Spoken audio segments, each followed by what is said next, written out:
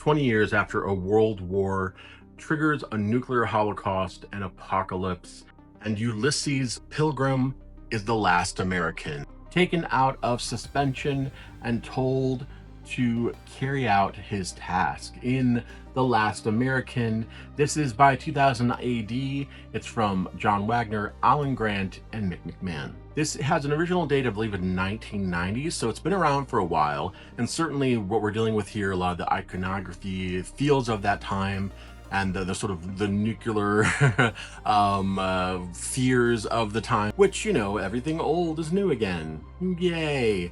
But the story is really captivating. It's very compelling. At the very beginning of the book, three robotic military aides revive Ulysses Pilgrim. He is an American soldier who has basically gotten the somewhat dubious honor of taking on this very vital, very important task for a government that really doesn't exist anymore.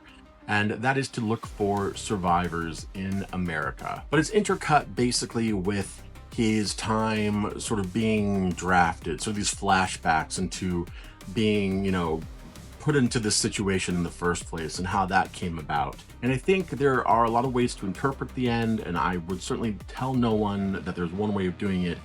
For me, however, I think it's a pretty layered ending, but especially in terms of a graphic novel, there's not a lot of pages to tell the story here.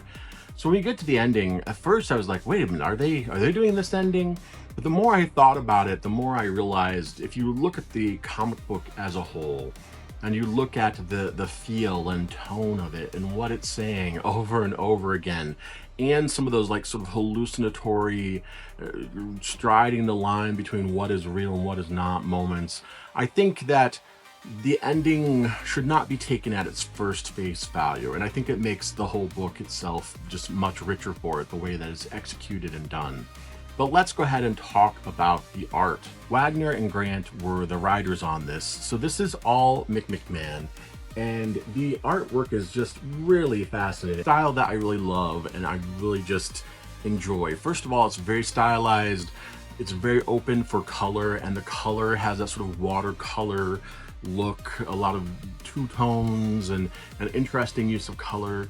It's very evocative. It really matches up with the story very well. So if you're intrigued by the concept and want a relatively quick read, I definitely would recommend The Last American.